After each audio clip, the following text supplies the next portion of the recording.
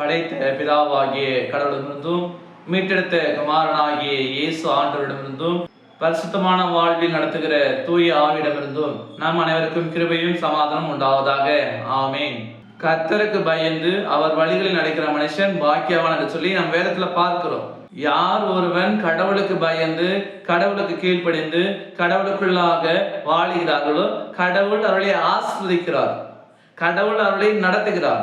பொல்லாப்பான சூழ்நிலை, கஷ்டமான சூழ்நிலை, வியாதிப்பட்ட நேரம் எதுவா இருந்தாலும் கூட கடவுள் அவர்களோடு இருக்கிறார். ஏனென்றால் தாவீது இப்படியாக சொல்கிறார், தகப்பன் தன் பிள்ளைகளுக்கு இறங்குவது போல கர்த்தர் தமக்கு பயந்தவர்களுக்கு நித்தமும் இறங்குகிறார் என்று சொல்லி தாவீது சொல்கிறார்.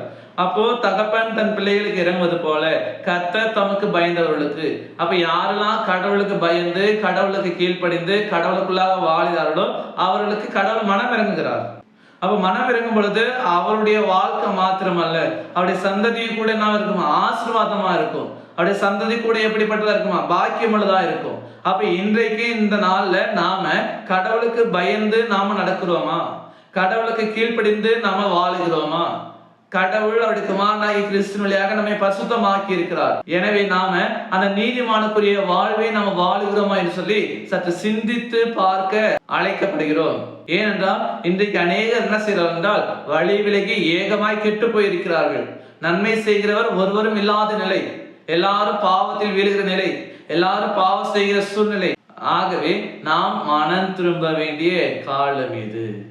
நீதிமானுக்குரிய வாழ்வை நாம் வாழ வேண்டும், நீதிமானுக்குரிய பாதையிலே நாம் செல்ல வேண்டும். அப்படி வாழும் பொழுது நமக்கு ஆசீர்வாதம்.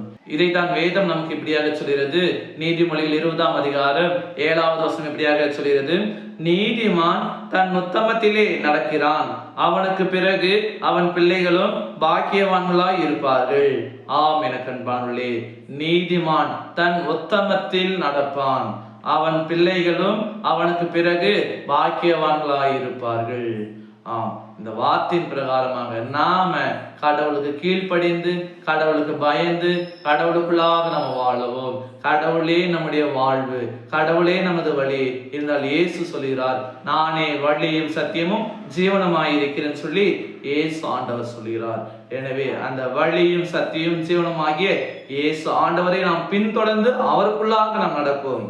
அப்படி இருக்கின்ற பொழுது நாம மாத்திரமல்ல, நம்முடைய சந்ததியும் கூட நம்முடைய குடும்பம் கூட ஆசீர்வாதமாய் இருக்கும். எனவே நாம் அனைவரும் இனி வரக்கூடிய காலங்களில் நீதிமான்களாய் உத்தமமான வழியில நடக்க தூய ஆவியானவர் நமக்கு உதவி செய்வாராக. ஆமேன். எல்லா புத்திக்கும் மேலான தெய்வீக சமாதானம் உங்கள் இருதயங்களையும் சிந்தனைகளையும் கிறிஸ்து இயேசு காத்துக் கொள்வாராக. ஆமீன். யாவரும் கண்களை மூடி நாம் ஜெபிப்போம். நேற்றும் இன்றும் என்றும் மாறாத பரலோக பிதாவே, இந்த ஆசீர்வாதமான நாளுக்காக, இந்த தியான வேலைக்காக நாங்கள் நன்றிப்படுகிறோம்.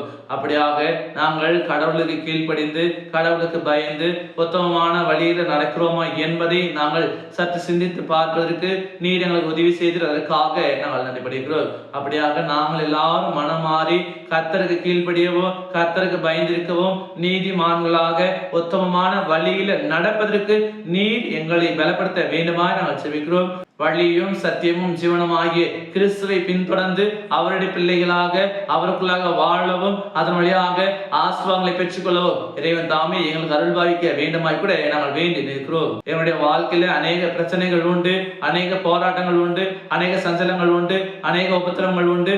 இறைவன் தாமே எல்லாவற்றின் மத்தியிலிருந்து எங்களை விடுவிக்கும்படியாக சமாதானமான நிம்மதியான ஒரு வாழ்வை கொடுக்கும்படியாக நாங்கள் வேண்டி நிற்கிறோம். எல்லாவற்றிலும் எல்லா நிலைகளிலும் எப்போதும் நீர் எங்களை மேன்மையாய் வைத்திருக்க வேண்டுமாய் இறைவன் இயேசுவின் மூலம் ஜெபிக்கிறோம் அன்பின் பிதாவே. ஆமேன். அனைவருக்கும் சோஸ்திரம். கடவுள் உங்களை ஆசீர்வதிப்பாராக. ஆமேன்.